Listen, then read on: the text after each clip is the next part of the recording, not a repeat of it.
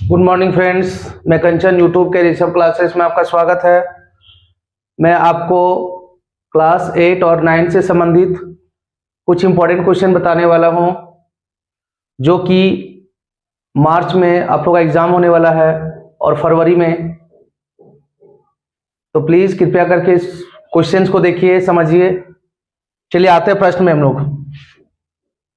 यहाँ पे क्वेश्चन दिया हुआ, सब इंपॉर्टेंट क्वेश्चन यानी कुछ महत्वपूर्ण प्रश्न दिया हुआ दोस्तों। क्या किया, जैसे 32 के पावर 2/5 किसके बराबर है, ये घातांकीय सूत्र से बनेगा। 32 के पावर 2/5 जो है किसके बराबर है, यानी कि हम लोग बोल सकते हैं नंबर 1 का जो सॉल्यूशन होगा, सबसे पहले 32 को हम लोग फैक्टर कर लेंगे यानी तोड़ लेंगे। 2 का टेबल 16 बार में, 2 का टेबल 8 बार में, 2 का टेबल 4 बार में और 2 का टेबल 2 बार में। इसका कि हम लोग बोल सकते हैं 2 गुने 2 2 2 2, यानी कि इसका मतलब यह है 2 जो है सब में है, यानी 2 के पावर 1 2 3 4 5, यानी कि हम लोग बोल सकते हैं 32 को 2 के पावर 5। कितना बोल सकते हैं दोस्तों, यहाँ पे जो हम लोग का क्वेश्चन है 32 के पावर 2/5, मतलब 32 को हम लोग बोल सकते हैं 2 के पावर 5। क्या बोलेंगे, 2 के पावर 5। और यहाँ पे देखिए ऑलरेडी हम लोग का दिया हुआ 2/5, यानी 32 को जो फैक्टर किए, जो तोड़े हम लोग, इसको हम लोग 2 के पावर 5 बोल सकते हैं 32 को, ठीक है। और यहाँ पे हम लोग का 2/5 दिया हुआ है। इसका मतलब ये है, देखिए यहाँ पे हम लोग को देखना दोस्तों ये है कि ये जो 32 है ना, इसको 4 से भी हम लोग तोड़ सकते थे, लेकिन हम लोग जब भी फैक्टर करेंगे तो सबसे पहले छोटा से छोटा जो स्मॉल नंबर होता है, छोटी संख्या होता है, उसी से हम लोग क्या करेंगे, उसको फैक्टर करेंगे यानी तोड़ेंगे। तो 2 सबसे छोटी संख्या थे, है ना, इसी से हम लोग क्या किया दोस्तों, इसको तोड़े तो 2 के पावर 5 आया, और पावर में कितना था 2/5, यानी कि a के पावर m और इसके पावर अगर n रहा तो आपको फॉर्मूला पता होना चाहिए कि पावर के ऊपर अगर पावर होता है तो इनटू हो जाता, मतलब a और पावर में क्या हो जाएगा दोस्तों, इनटू, यानी m इंटू n, है ना। a के पावर m, इसके पावर होल पावर n है, तो a के पावर m इंटू n, ये दोनों जो पावर के ऊपर पावर होता है वो मल्टीप्लाई हो जाएगा। तो ठीक इसी प्रकार यहाँ पे देखिए, यहाँ 2 जैसा का वैसे रहेगा, और ये क्या है, पावर के ऊपर पावर है, मतलब ये इंटू हो जाएगा। जिस प्रकार ये दोनों इंटू हो गया यहाँ पे, उसी प्रकार ये भी इंटू हो जाएगा, यानी 5 इंटू 2 बाय क्या हो जाएगा दोस्तों 5। तो 5 और 5 को हम लोग कट कर देंगे, हम लोग बोल सकते हैं 2 के पावर कितना बचा 2, यानी कि 2 के पावर 2 मतलब कितना बार, 2 बार, है ना, यानी 2 गुने कितना दोस्तों 2, इसको हम लोग लिखेंगे कितना 2 दूना 4। ये हमारा रहा आंसर। ये जो है बस फॉर्मूला बेसिस पे था, घातांकीय सूत्र के अनुसार दोस्तों। अब हम लोग आते हैं प्रश्न नंबर 2 में। नंबर 2 में दिया हुआ x - 2 इक्वल टू कुछ नहीं, मतलब क्या मान लेंगे दोस्तों 0, क्योंकि x का मान हम लोग को क्या करना, फाइंड करना पाना, है ना। तो x - 2 इक्वल टू 0 दिया हुआ, तो x का x हो जाएगा, और ये जो -2 है, इस -2 को हम लोग इक्वल टू के जब उस पर ले जाएंगे तो क्या हो जाएगा दोस्तों, x - 2 इक्वल टू 0 है, -2 को जैसे हम लोग इक्वल टू के उस पर लाएंगे तो यह माइनस वाला साइन चेंज होके हो जाएगा प्लस, यानी -2 को ले जाएंगे तो क्या हो जाएगा दोस्तों +2। ये था हमारा आंसर नंबर 2, है ना, यानी प्रश्न नंबर 2 का आंसर। अब हम लोग आते हैं क्वेश्चन नंबर 3 में। प्रश्न नंबर किस में दोस्तों, 3 में। यहाँ पे बोला कि मूल बिंदु का निर्देशांक बताएं। मूल बिंदु ज्ञात करें, क्या, मूल बिंदु का निर्देशांक ज्ञात करें। मूल बिंदु होता क्या दोस्तों, तो मूल बिंदु देखिए ये होता है, इसको हम लोग बोल सकते क्या, x डैश x y और y डैश, है ना, यानी कि x अक्ष और ये रहा y अक्ष। तो जिस बिंदु पर, यानी x अक्ष का रेखा और y अक्ष का रेखा जिस बिंदु पर कटता है ना, यानी 2 रेखाएं जिस बिंदु पर प्रतिच्छेद करते हैं उसको हम लोग मूल बिंदु बोलेंगे। यानी कि ये जो x अक्ष है इसका भी यहाँ पे 0 होगा, और y अक्ष है इसका भी इस स्थान पे क्या होगा 0, यानी कि मूल बिंदु जो होगा हम लोग का क्या होगा दोस्तों 0,0। ये रहा हमारा मूल बिंदु। समझ में आ रही है दोस्तों, तो प्लीज लाइक एंड कमेंट करते रहे। अब अगला प्रश्न में आते हैं हम लोग नंबर 4। देखिए तो नंबर 4 में बोला था कि बिंदु 0,-7 कार्तीय तल में कहां स्थित है, यानी जो ग्राफ होता है उस ग्राफ में 0,-7 कार्तीय तल में कहां स्थित है, यानी कि हम लोग को दिया हुआ 0,-7 है ना, ग्राफ में किस स्थान पर स्थित है। आपको पता होना चाहिए कि ग्राफ में x अक्ष और y अक्ष यही 2 रेखा होती है। तो पहला वाला जो हम लोग मानते हैं उसको मानते हैं x, और दूसरा वाला जो मानते हैं उसको मानते क्या दोस्तों y। तो x का यहाँ 0 दे रहा, x का तो पूछ नहीं रहा, पूछ किसका रहा -7, यानी कि -7 जो नंबर दर्शा रहा यहाँ पे दिया हुआ, यानी -7 का ही हम लोग को अक्ष का आंसर देना है। यानी x का 0 है, इसे हम लोग नहीं लेंगे। -7 किस अक्ष पर है? तो y अक्ष पर। तो हम लोग क्या बोल सकते हैं दोस्तों कि -7 जो है y अक्ष पर दर्शा रहा, न कि x अक्ष पर। अब आते हैं नंबर 5 पे।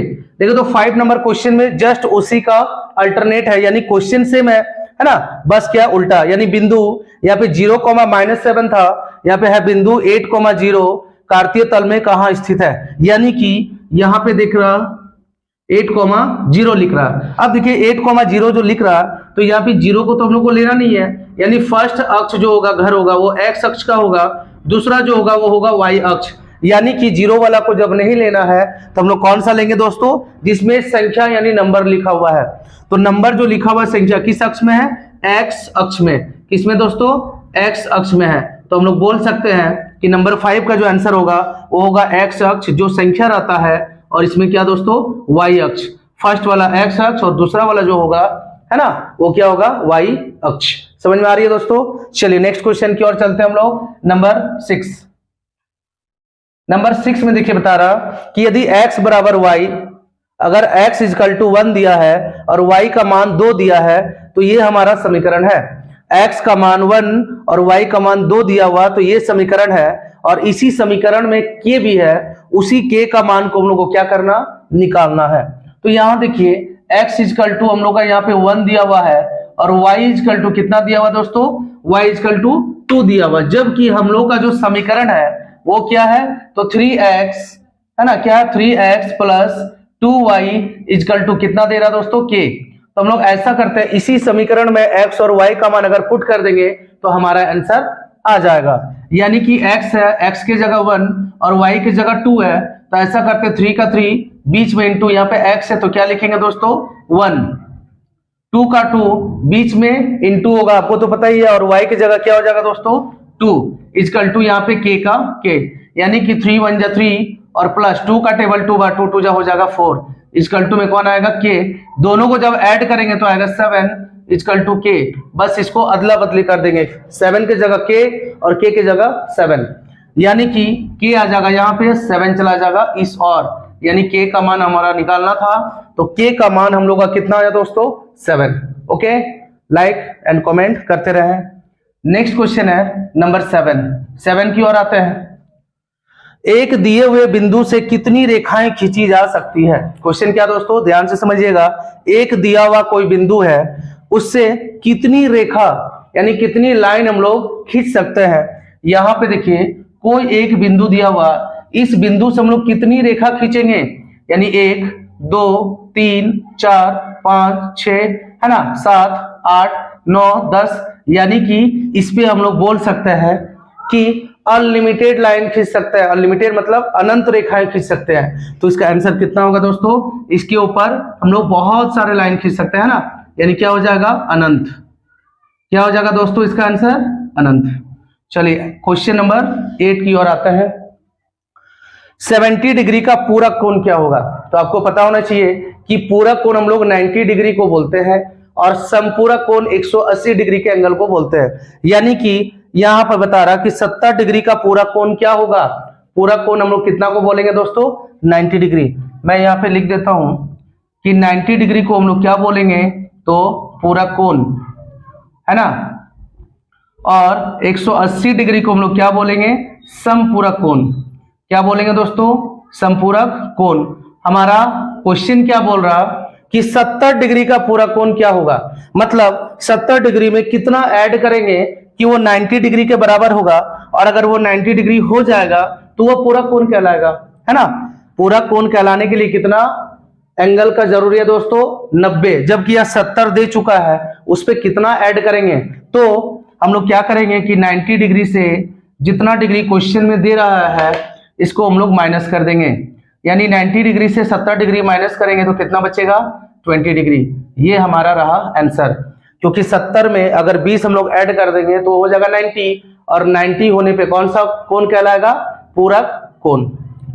चलिए ये हमारा 8 क्वेश्चन था, क्लास 8 और क्लास 9 के लिए बहुत इंपॉर्टेंट था। तो आपको उम्मीद करता हूं वीडियो समझ में आ गई होगी। प्लीज लाइक कर